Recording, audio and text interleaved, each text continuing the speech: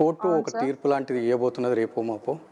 దీని గురించి మీ స్పందన ఏంటి? మీరు ఒకవేళ కోర్టుకి పాజిటివ్ వచ్చినా, నెగెటివ్ వచ్చినా ఎలా రియాక్ట్ అవుతారు? సార్ డాడీకి అనుకూలంగానే నిన్న సార్ హైకోర్టులో నిన్న సార్ లాయర్లు ఏమని వాదించారు, మనిషే లేడు. పిటిషనర్ చనిపోయారు కదా సార్, దాన్ని ఎందుకు ఎక్స్టెండ్ చేయాలని మాట్లాడుతున్నారు సార్. మనిషి లేడు కదా, దాన్ని ఎందుకు చేయాలని కేసు మాట్లాడలేదు సార్. అక్కడనే చూసుకోండి సార్ మీరే. తప్పుదో కాళేశ్వరం మేడిగడ్డ ప్రాజెక్ట్ అక్కడ అవినీతి జరుగుతుందని, వాళ్ళ పరువు అవుతుందని సీఎం కేసీఆర్ ఆధ్వర్యం, కేసీఆర్ ఈ రమణారెడ్డి ఆధ్వర్యంలో ఈ గూండాలను పెట్టి వాళ్ళ ఎస్సీ ఎస్టీ వాళ్ళని పెట్టి చంపించారు సార్. ఎల్లుండి తీర్పు ఉంది. మీ దగ్గర ఏమైనా ఎవిడెన్స్ ఉన్నాయా? మీ ఫాదర్ మీకు చాలా క్లోజ్గా ఉంటాడు, చాలా విషయాలు షేర్ చేసుకుంటాడు. మీ బ్రదర్ కూడా మొన్న మేము వచ్చినప్పుడు చెప్పింది చాలా షేర్ చేసుకుంటాడు అన్నాడు. ఈ విషయాలు ఏదైనా పొలిటికల్ రిలేటెడ్ ఏదైనా షేర్ చేసుకున్నాడు మీతోని? అవును సార్, అది సక్సెస్ అవబోతుంది, రాబోతుంది కోర్టు తీర్పు కూడా అని చెప్పారు సార్. ఆ లోపే ఇట్లా సక్సెస్ అయ్యే లోపు దానికి నెక్స్ట్ డేనే ఉంది సార్ అది సక్సెస్. అది ఇట్లా చంపేస్తారు, వ్యక్తి లేదు కదా, పిటిషనర్ చనిపోయారు కదా, సో ఎందుకు దీన్ని ఎక్స్టెండ్ చేయాలని అక్కడే హైకోర్టు వాదన వచ్చింది సార్. వినండి సార్ మీరే, తెలుసు దాన్ని విచారించండి సార్ ఒకసారి. డాడీ అయితే చిన్న చిన్న భూములు అయితే కాదు సార్, ఎందుకంటే డాడీ చాలా చాలా చాలా చేశారు సార్. ఎంక్వైరీ చేసుకోండి సార్. 15వ వార్డు కౌన్సిలర్ గెలిచారు సార్, డబ్బులు లేకుండా అయితే అట్లా అవినీతి కోసం అవుతుందని డాడీ పోరాడారు సార్. చివరికి ఇలా చేశారు సార్. చిన్న భూమి ఇప్పుడు అయితే అస్సలు కాదు సార్. ఎల్లుండి దీని వల్ల తీర్పు ఉంది, 24వ తారీఖు తీర్పు ఉంది. ఎమ్మెల్యే రమణారెడ్డి సార్ రమణారెడ్డి ఎందుకు అంటున్నాడంటే, రమణారెడ్డి అందులో లేడు కదా సార్.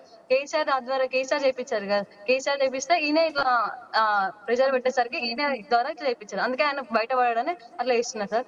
కానీ దీని వెనుక ఇదే ఉంది సార్, కాళేశ్వరం మేడిగడ్డ ప్రాజెక్ట్. దాన్ని సక్సెస్ అయ్యే లోపు పిటిషన్ చనిపోయారు కదా, ఎందుకు ఎక్స్చేంజ్ చేయాలని ఇట్లా చేసింది సార్. ఇప్పుడు లేదు కదా సార్ మనిషి. సక్సెస్ మీరు గట్టిగా చెప్పేది ఏంటంటే రమణారెడ్డి, గండ్ర రమణారెడ్డి అనేది ఒక సాకు, అది జస్ట్ ముందల పెట్టారు. మిగతా ఇన్సిడెంట్ అసలు స్కెచ్ అంతా వేసింది వేరే వాళ్ళు అనేది కదా మీరు? పెద్దవాళ్ళే సార్, దీని వెనుక పెద్దవాళ్ళే ఉన్నారు సార్. రమణారెడ్డి కూడా ఉన్నారు సార్, రమణారెడ్డి కూడా main candidate sir. Ramana Reddy, KTR, KCR మీకు ఒక 10 లక్షలు ఇస్తాము కేసు సెటిల్ చేసుకోండి అని చెప్పేసి అన్నారని అంటారు. దానికి ఏమన్నా ఆ 10 లక్షలు సరిపోక ఇచ్చి చేశారంటారా, లేదంటే మీరు ఓన్లీ ఆ 1,00,000 కోట్ల అవినీతి మీద పోరాటం? కాంప్రమైజ్ అవ్వాలని చెప్పింది సార్.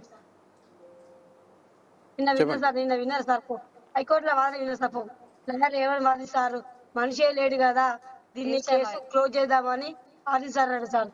అంటే దీనిలో మీరు అర్థం చేసుకోండి సార్, అంటే వాళ్ళు ఎంత దిగజారిపోయింది సార్. మనిషి అంటే కేసు వేసిన మనిషే లేడు, దీన్ని క్లోజ్ చేద్దామని ప్రయత్నిస్తున్నారు సార్. ఎందుకంటే ప్రాజెక్ట్ దాన్ని మంచి చనిపోయింది కదా, దీన్ని ఆఫ్ చేద్దామని నిన్న లాయర్లు వాదిస్తున్నారు సార్ హైకోర్టులో. లాయర్ల వాదన మీరు ఒకసారి వినండి సార్. మేము చూసినాం సార్.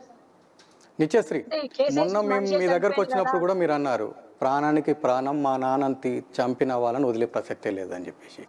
మీకు అంత ధైర్యం ఎక్కడిది? మీ వెనకాల ఎవరున్నారు? మా నాన్న ఆయన అవినీతి చేయకుండా ధైర్యంగా ఒక్కడే వెళ్ళిపోయాడు సార్, ఇవన్నీ చేశారు సార్.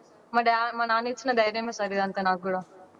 ఆయన ఎప్పుడు అవినీతి సార్, అవినీతి చేయలేని ధైర్యంతోనే తిరిగాడు సార్. నేను ఎవరిదైనా తిన్నానా, నేను ఎందుకు భయపడాలనే వెళ్ళిపోయాడు సార్.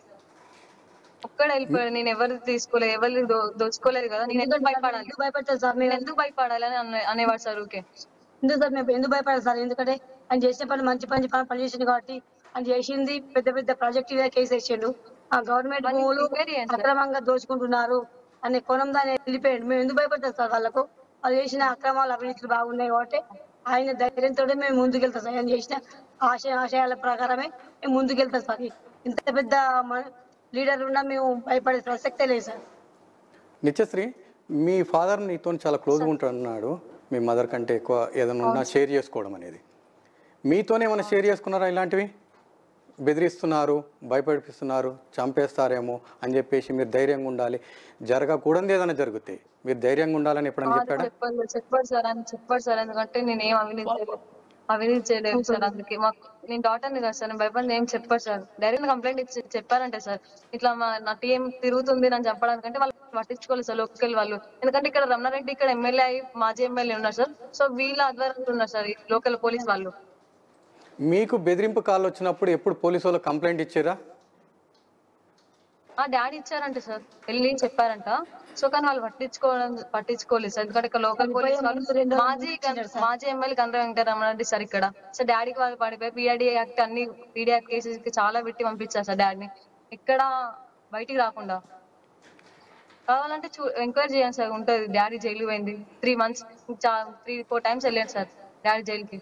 ప్రపంచంలో ఏ మూల ఏ క్షణం ఏం జరుగుతుందో వేగంగా తెలుసుకోవడానికి తొలి వెలుగు వాట్సాప్ ఛానల్ని ఫాలో చేయండి.